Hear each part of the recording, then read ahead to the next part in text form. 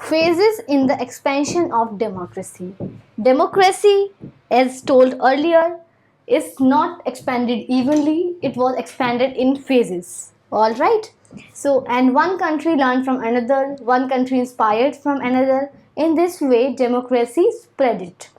So, if we take our story, India, we got so much inspired by the French Revolution, American Revolution. We have taken so many things from those constitutions and made our own constitutions.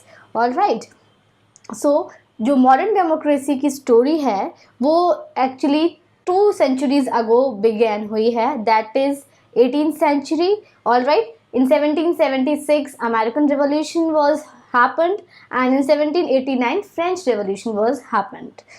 Okay. French, there was also a popular uprising from the people's side. They were not happy with their present government, so there was lot of struggles, workers struggle, women struggle, poor people struggle, then which all struggles when combined together and the revolution came.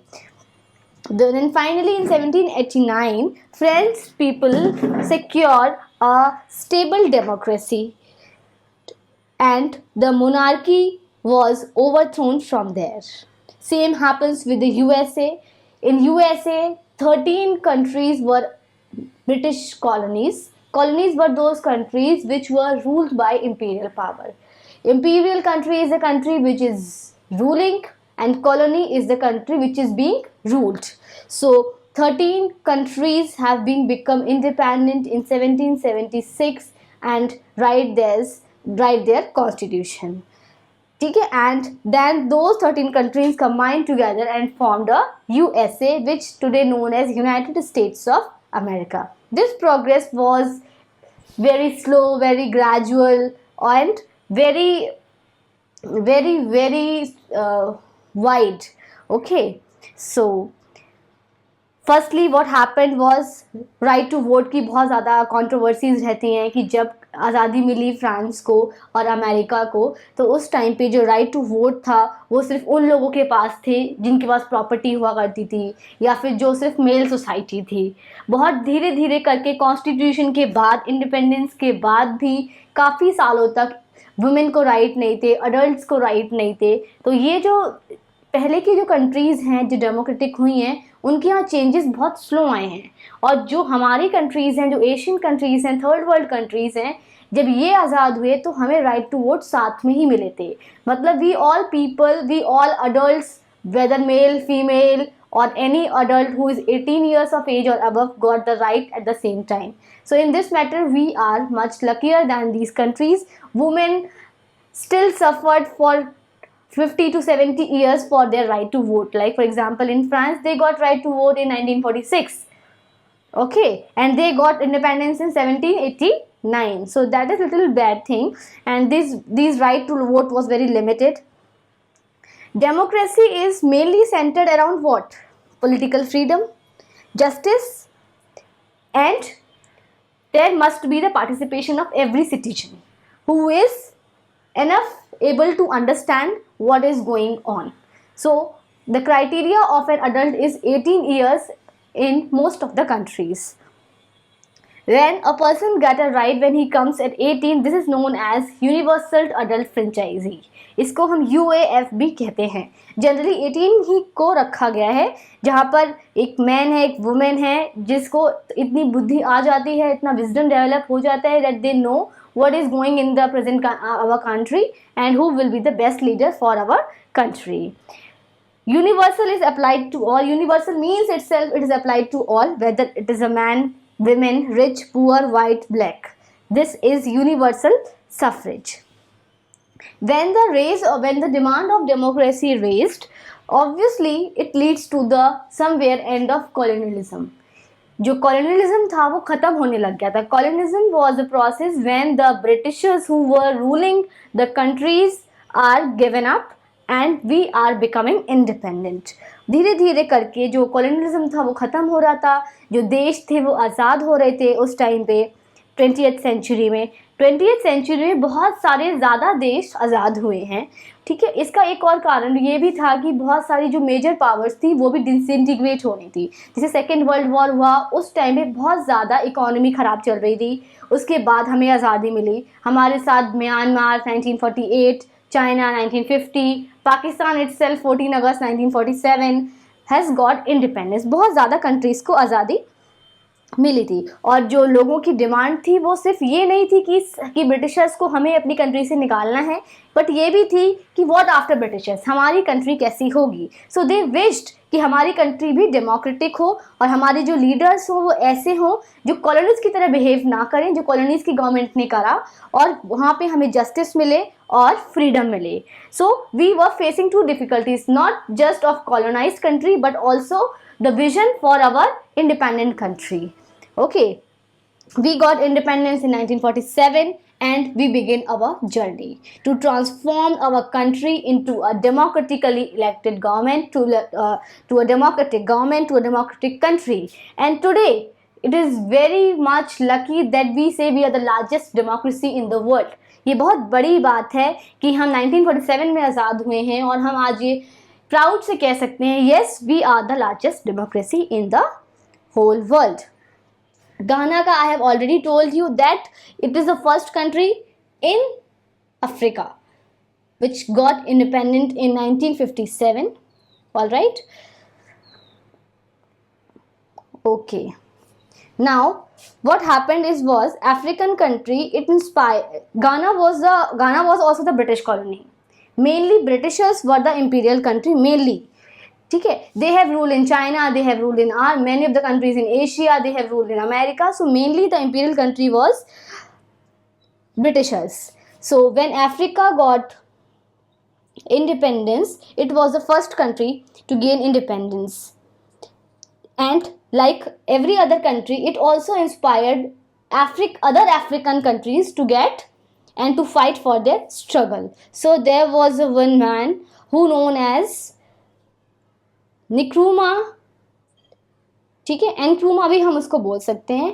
He was the first independent president of the Ghana. He was also the close ally of our first Prime Minister Jawaharlal Nehru. But there was a difference that unlike Nehru, who got elected for 5 years, we have leaders for 5 years. Then after elections held and maybe the leaders change or may not be the. If leader is working very good, he will not change. But Ghana, what happened was Nkrumah was elected as a permanent for life. Okay, he got himself elected as president for life. Then what happened was there was a struggle in Ghana, but not in our country. In 1966, what happened was Ghana now become independent and the Nkrumah was his president. It was overthrown, ठीक है, overthrown by the military. और बाद में Africa में थोड़ा poverty ज़्यादा है, लोग इतना ज़्यादा इंडिपेंडेंट और इतना ज़्यादा इकोनॉमिकली स्ट्रांग भी नहीं है, तो वहाँ पे थोड़ा इजी हो जाता है मिलिट्री कूप करवा देना. और ऐसी बहुत सारी और भी कंट्रीज़ हैं जहाँ पर ऐसे इंडिपेंडेंस हुई और बाद में उनकी इंडिपेंडेंस छीन ली गई, ठीक है. और वहाँ पे बहुत सारी कंट्रीज ऐसी भी हैं जो आज भी मोनार्कीज़ हैं वहाँ पे, ठीक है, या फिर कॉन्स्टिट्यूशनल मोनार्क हैं वहाँ पे. इस तरीके से है. ओके, अब क्या चल रहा है कंटेम्प्रेरी वर्ल्ड में, क्या चल रहा है देखिए. सेकेंड वर्ल्ड वॉर कब ख़त्म हुआ है? 1945 में. उसके बाद जो एंड ऑफ कॉलोनियलिज्म है वो बहुत जल्दी तेज़ी से बढ़ा था क्योंकि उस टाइम पे कंट्रीज वीक हो गई थी. 1945 में कोल्ड वॉर स्टार्ट हुई थी. इसके बारे में हम डिटेल में पढ़ेंगे बाद में. Here we are not concern about that much in detail about the cold war. Cold war चली है हमारी 45 ईयर्स. ओके, उसमें जो बहुत बड़ा देश था जो यूएसएसआर था, जो पोलैंड को सपोर्ट कर रहा था, हमने जो स्टोरी में पढ़ा था, वो डिसइंटीग्रेट हो गया था. वो डिसइंटीग्रेट होते ही वहाँ पर 15 नेशंस ने खुद को इंडिपेंडेंट डिक्लेयर किया था और पोलैंड उसमें से एक था. 15 इंडिपेंडेंट रिपब्लिक्स निकल के आए थे उस बड़े यूएसएसआर से. And presently that USSR is renamed as Russia. Fine. ठीक है, यहाँ पर इस टाइम पे बहुत सारे चेंजेस हमारे इंडिया और बांग्लादेश में भी हो रहे थे। जैसे पाकिस्तान उस टाइम पहले डेमोक्रेसी बना, इंडिपेंडेंट हुआ और डेमोक्रेसी बना, बट यहाँ पे भी मिलिट्री कूप हुआ था। यहाँ का जो मिलिट्री ऑफिसर था परवेज मुशर्रफ, उसने भी मिलिट्री कूप किया था और डेमोक्रेटिकली इलेक्टेड गवर्नमेंट को हटा दिया था। ऐसे हुआ यहाँ पर, और ये मतलब चेंजेस होते रहे, कभी डेमोक्रेसी बन गई, नेपाल में ऐसा होता रहता है, कभी वो कॉन्स्टिट्यूशनल मोनार्की बन जाती है और वहाँ की जो इलेक्टेड गवर्नमेंट है ये डिसमिस हो जाती है। ये सब चीज़ें कहीं ना कहीं छोटे मोटे देशों में ही चलती रहती हैं जो ज़्यादा स्ट्रॉन्ग नहीं है, वहाँ पे थोड़ा इजीली ये ऐसा हो जाता है। ये ट्रेंड हमें देखने को काफ़ी ज़्यादा मिला है। Okay, so now we are talking about one country, Myanmar, which is also our neighbour. पहले इसको बुर्मा कहते थे। इनको आज़ादी मिली है हमारे 1 साल बाद 1948 में, और ये क्या बन गए, डेमोक्रेसी बने। बट इनका भी डेमोक्रेटिक रूल ख़त्म हो गया कब, 1962 में। यहाँ पर भी क्या हुआ, मिलिट्री कूप हो गया। उसके बाद ये मिलिट्री कूप रहा और फिर इनके इलेक्शंस हुए हैं 1990 में, that means after the 30 years elections हुए, और वो भी पहली बार हुए थे। तो यहाँ पर नेशनल लीग फॉर डेमोक्रेसी, जिसकी लीडर थी आंग सन सू की, ये बहुत ही ज़्यादा पावरफुल वुमेन थी और इनको नोबेल पीस प्राइज़ भी मिल चुका है और इंटरनेशनल इनकी रिकॉग्निशन भी है। इन्होंने पीस के लिए बहुत ज़्यादा फाइट किया है। She is the most important lady in the case of Myanmar. Okay, जब मिलिट्री कूप आया था तो सबको अरेस्ट कर लिया गया था, सबको हाउस अरेस्ट में रखा गया था। House arrest is like a prison where you are in house but you are not allowed to go anywhere. It is kind of situation like that. ठीक है, और उस टाइम पे कोई भी पब्लिकली अपने व्यूज़ नहीं रख सकते थे, रिजीम के अगेंस्ट नहीं बोल सकते थे, और कोर्सिव पॉलिसीज़ अपना रहे थे। वो हर मिलिट्री अपनाती है। कोर्सिव मतलब होता है फोर्सफुली, आपको उनकी बात माननी पड़ेगी। फाइन। बहुत सारे लोगों को उनके घर से निकाल दिया था, उनको कहीं और जाना पड़ा था शेल्टर लेने के लिए, कई बांग्लादेश में आ गए, कई लोग हमारे नॉर्थ ईस्ट वाले पार्ट में आ गए थे। तो ये सब चीज़ें चल रही थी। बट इस पूरी स्टोरी में जो आंग सन सू की हैं, she was the most important lady and the ideology of her was read this italics, the quest for democracy in Burma is the struggle of the people to live whole meaningful life as free and equal members of the world community। कि जो पूरे के पूरे people हैं Myanmar के, वो ऐसे ही free रह सकते हैं जैसे कि बाकी लोग दुनिया में रह रहे हैं। और उन्होंने इतनी फाइट करी थी कि उनको इंटरनेशनली रिकॉग्निशन भी मिले हैं। Fine, okay, Nobel peace prize winner भी रही हैं। अब क्या हो रहा है, now we are heading towards our next topic, that is democracy in the global world. Just a minute, okay, democracy in the global world. Here is the conversation between a teacher and a student. They are questioning upon democracy कि democracy क्या है, कैसे हो सकती है, कैसे spread हुई, और डेमोक्रेसी के क्या क्या एस्पेक्ट हो सकते हैं। तो मेजर इस पे जो चीज़ निकल के आई है वो ये है, ओके, अलग अलग कंट्रीज़ में अलग अलग डेमोक्रेटिक गवर्नमेंट हैं, क्या उनको संभालने वाली कोई वर्ल्ड गवर्नमेंट टाइप की कोई चीज़ है? अगर किसी कंट्री की किसी डेमोक्रेटिक कंट्री से किसी डेमोक्रेटिक कंट्री की लड़ाई हो जाती है, देन व्हाट, ऐसा क्या होगा उस टाइम पे, क्या चीज़ हो सकती है? तो यहाँ पे थोड़े बच्चे हैं वो कंफ्यूज्ड है and teacher is trying to give the answer. So here we also ponder about the question about the world government और the institutions which acted as a world government and held responsible when the fight takes place between the two countries. What happened then? How democracy will survive then in both these countries? Okay, so the major questions we are dealing with कि democratic countries भर जाने से क्या world में अपने आप democracy भर जाएगी, ऐसा कुछ होगा, या फिर जो कंट्रीज के बीच में रिलेशन है वो अपने आप डेमोक्रेटिक हो जाएगा? और क्या होगा वहाँ पे कि जो बड़ी बड़ी कंट्रीज़ हैं उनका क्या रोल रहेगा, जो छोटी कंट्रीज़ हैं, जो पुअर कंट्रीज़ हैं, उनका क्या रोल रहेगा वहाँ वर्ल्ड गवर्नमेंट में, अगर कुछ ऐसा है उनको कैसे सिलेक्ट किया जाएगा, उनको कैसे इलेक्ट किया जाएगा? These are the major questions. So finally हमें ये पता लगता है कि कोई वर्ल्ड गवर्नमेंट नाम की चीज़ नहीं है, बट कुछ ऐसे इंस्टीट्यूशंस हैं इंटरनेशनल लेवल पे जहाँ पर सारे के सारे कॉन्फ्लिक्ट्स को सॉल्व किया जाता है। ठीक है, वो ऑर्गेनाइजेशंस जो हैं वो मेंटेन करी जाती हैं जो मेजर पावर्स हैं हमारे वर्ल्ड की। ठीक है। मेजर पावर्स अभी कौन कौन सी हैं? यूएसए, चाइना, फ्रांस, रशिया, ये सारी जो पावर्स हैं ये इनको मेंटेन करती हैं और हमारी और सारी कंट्रीज यहाँ पे मेंबर्स होते हैं। ठीक है, यहाँ पे कोई फोर्सफुल पार्टिसिपेशन नहीं है, बट येस अगर किसी में झगड़ा हो जाता है तो यहाँ पर केसेस जाते हैं। तो वो कैसे ऑर्गेनाइजेशंस हैं? सबसे पहला है, सेकेंड वर्ल्ड वॉर के बाद बना था यूएन, जिसको बोलते हैं यूनाइटेड नेशंस। यूनाइटेड नेशंस एक ऐसी ऑर्गेनाइजेशन है ग्लोबल लेवल पे जो कॉपरेशन करती है, जो पीस को प्रमोट करती है, जो लॉ एंड ऑर्डर मेंटेन करती है इंटरनेशनल लेवल पे। उसके 6 ऑर्गन्स हैं, उसमें से 2 बहुत मेन है, एक है सिक्योरिटी काउंसिल, एक है जनरल असेंबली। यहाँ पे जो एडमिनिस्ट्रेटिव ऑफिस होता है, एक एडमिनिस्ट्रेटिव ऑफिसर भी होता है जो मेनली बड़ी बड़ी कंट्रीज से होता है। ठीक है, इन ऑर्गेनाइजेशन को फंडिंग भी आती है, तो ऑब्वियस सी बात है जो रिच कंट्री होगी वो ज़्यादा फंड करती है, क्योंकि पुअर कंट्रीज़ के पास तो अपने लोगों के लिए पैसे नहीं हैं, तो वो बाहर कैसे फंड कर सकते हैं। तो मेनली यहाँ पर ये होता है। यहाँ पे जो सिक्योरिटी काउंसिल है वो पीस के लिए है, ठीक है, पीस मेंटेन करने के लिए। ये तो हो गया कॉन्फ्लिक्ट सुलझाने के लिए, किसी कंट्री की बाउंड्री को लेकर लड़ाई हो गई है, किसी कंट्री ने किसी कंट्री पे कॉन्कर्ड कर लिया है या कोई अटैक कर दिया है, तो जो केस है वो यूएन चला जाता है। पैसे से कैसे हम कोऑपरेट करते हैं, अगर किसी कंट्री में पैसे की कमी हो गई है, कहीं पे कोई इकोनॉमिक क्राइसिस आ गए हैं, how we dealt with it, उसके लिए कौन है? उसके लिए है आईएमएफ और वर्ल्ड बैंक। आईएमएफ की फुल फॉर्म है international monetary fund. This is international monetary fund. ये जो है ये मेनली लोन्स प्रोवाइड करता है, ठीक है, बट ये कोटा के हिसाब से लोन प्रोवाइड करता है, जो जिस हिसाब से कोटे फंडिंग वहाँ करता है उसको उस हिसाब से यहाँ पे लोन मिलता है। बट जो वर्ल्ड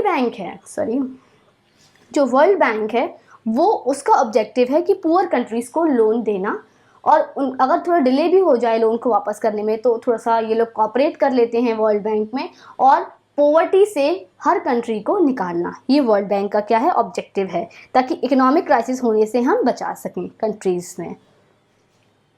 बट क्या इसके लिए हुए, इन इंस्टीट्यूशंस के लिए हुए सारे डिसीजंस डेमोक्रेटिक होंगे? इस बात का क्या गारंटी है?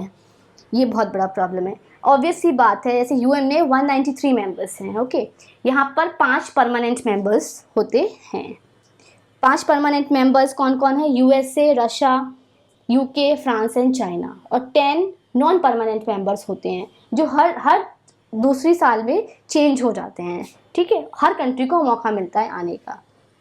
तो कोई भी डिसीजन जो है वो इन 5 परमानेंट मेंबर्स के बिना नहीं हो सकता, और इनमें से किसी एक ने भी किसी भी डिसीजन को मना कर दिया तो वो डिसीजन नहीं लिया जाएगा।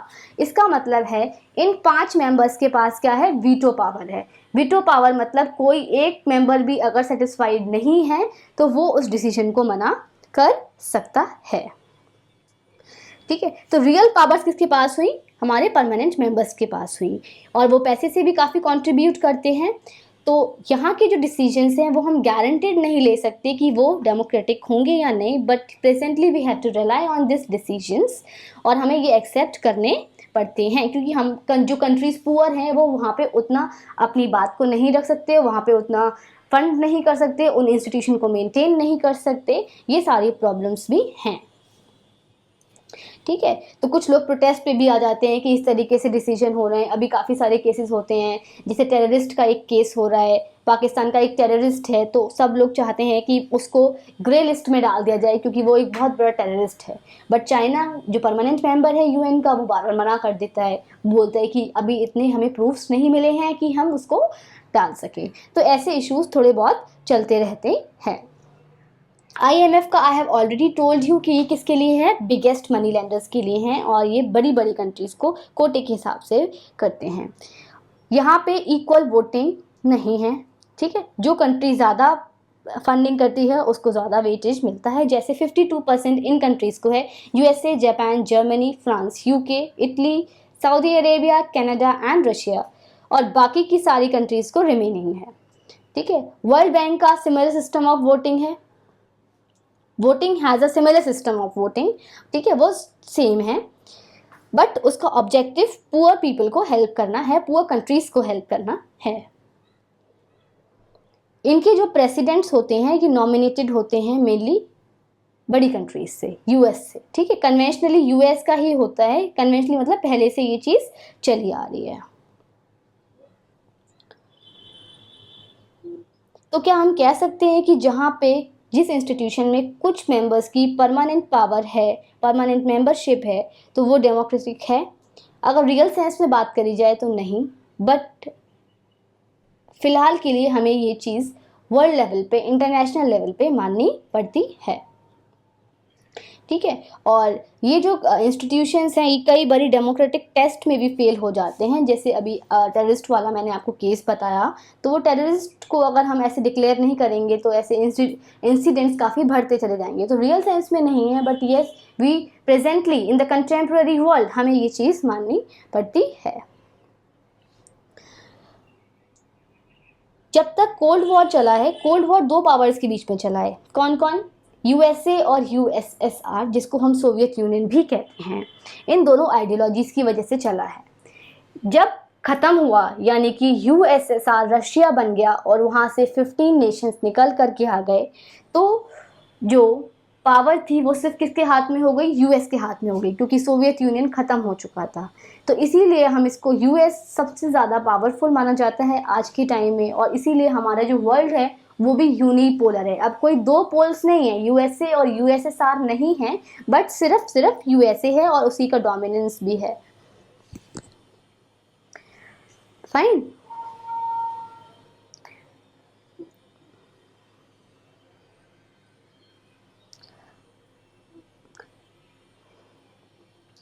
Now how democracy is promoted.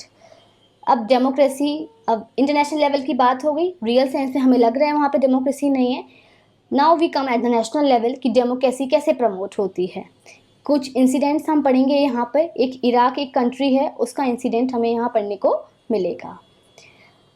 जो डेमोक्रेसी पावरफुल जो कंट्रीज़ हैं वो यूएसए है, फाइन, सबसे ज़्यादा पावरफुल वो है, और मोस्टली उसकी बात मानी जाती है, क्योंकि ऐसा हम डिस्कस कर चुके हैं क्यों।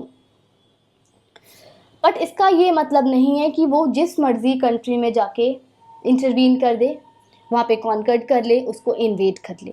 ऐसा यूएसए करती है इन द नेम ऑफ प्रमोटिंग और स्प्रेडिंग डेमोक्रेसी। ऐसा ही कुछ इराक में हुआ था। इराक एक वेस्ट एशिया की कंट्री है जो ब्रिटिशर से 1932 में इंडिपेंडेंट हो गई थी। 30 ईयर्स बाद यहाँ पे भी क्या होता है? मिलिट्री कूप होता है, ठीक है। पहले ये सोशलिस्ट बाथ पार्टी से रूल करी जाती थी, उसके लीडर थे सद्दाम हुसैन।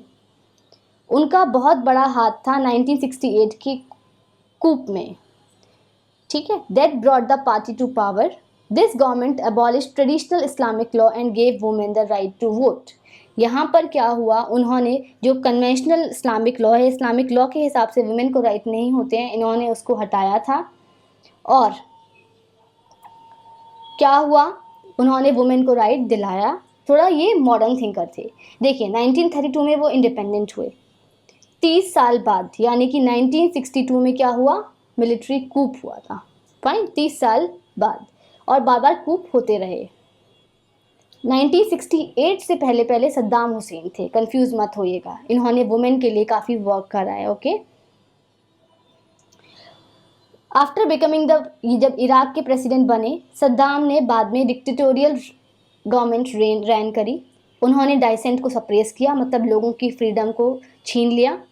और उन्होंने इनका नाम भी इस चीज़ में आता है कि उनके काफ़ी सारे ओपोनेंट मार दिए गए थे बाद में। पहले उन्होंने काफ़ी अच्छे काम करे, ठीक है, वुमेन के राइट के लिए फाइट किया। बाद में वो क्या हुए? एक डिक्टेटर के रूप में निकल करके आए और काफ़ी सारा एथनिसिटीज़ को मारा है, मैसेकर किया है। तो यूएस और जो ब्रिटेन एलीज वगैरह थी, इनको लगा ये जो इराक है वो न्यूक्लियर बॉम्ब्स भी पजेस करता है। बट यूएन की टीम गई थी यहाँ पर, उन्होंने सर्वे किया था, सर्च किया था, तो उनको कोई ऐसा वेपन नहीं मिला था। बट फिर भी यूएस ने और उसके फ्रेंड्स ने इराक को इन्वेड कर लिया, ऑक्यूपाई कर लिया, और सद्दाम हुसैन को पावर से हटा दिया। कब? 2003 में, जब यूएन एक वर्ल्ड ऑर्गेनाइजेशन है, उन्होंने बोला है कि वहाँ कोई ऐसा वेपन नहीं है, but in the name of weapons और in the name of going wrong there, US as a super military super power conquered और इन्वेडेड इराक। ठीक है, authorised by UN. Kofi Annan जो यूएन के सेक्रेटरी जनरल थे उस time पे, उन्होंने इस इन्वेजन को क्या बताया था, इलीगल बताया था। तो इराक के साथ जो हुआ वो कुछ क्वेश्चंस हमारे ऊपर रेज करता है, क्या ये सही तरीका है डेमोक्रेसी को इन्वेड करने का? मतलब आप ज़बरदस्ती जाइए और किसी कंट्री को इन्वेड कर लीजिए, this is the right way? No, it can't be the right way. वहाँ के लोगों का क्या वहाँ के लोग चाहते हैं कि आप वहाँ पे आएँ और कॉन्कर करें या फिर अपनी आर्मी को वहाँ भेजें? ये मेजर क्वेश्चन को हमें यहाँ पे दिमाग में रखना होगा। External help work in every case. हमेशा हर केस में एक्सटर्नल हेल्प वर्क करती है कि कई बारी लोग जो हैं वो नेशनल लेवल पे भी चीज़ों को सुलझा सकते हैं। डेमोक्रेसी का कोई हार्ड एंड फास्ट रूल नहीं है, डेमोक्रेसी को किसी एक रास्ते से नहीं पाया जा सकता है। ओके, डिफरेंट सिचुएशन में डेमोक्रेसी डिफरेंट तरीके से वर्क कर सकती है। External intervention led to the establishment of a democracy. वो आए, कॉन्कर कर लिया, क्या ऐसे डेमोक्रेसी आ गई? क्या ऐसे लोग खुश हो गए? क्या ऐसा होता है हमेशा? नहीं, ठीक है। Finally, is the use of external force is a gift democracy to the people in keeping with the spirit of democracy. It is like a gift जो लोग वहाँ के इराक के लोगों को मिला। These are the 4 major questions on which we need to ponder on, and concludingly we can say that Iraq must not be conquered like this in the name of weapons, and more discussions, ठीक है, उसको platform पे UN के लेकर के आना।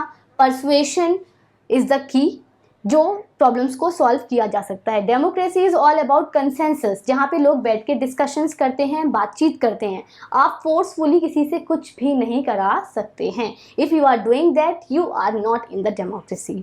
Fine, so finally with this we are ending our chapter, and all the pink words I have taken care of, that I have explained to you. If left, you can go through these words and clear your doubts. If then too is not clear, you can same ask me in the comment section. Hopefully this chapter must be very clear to you and be understood nicely.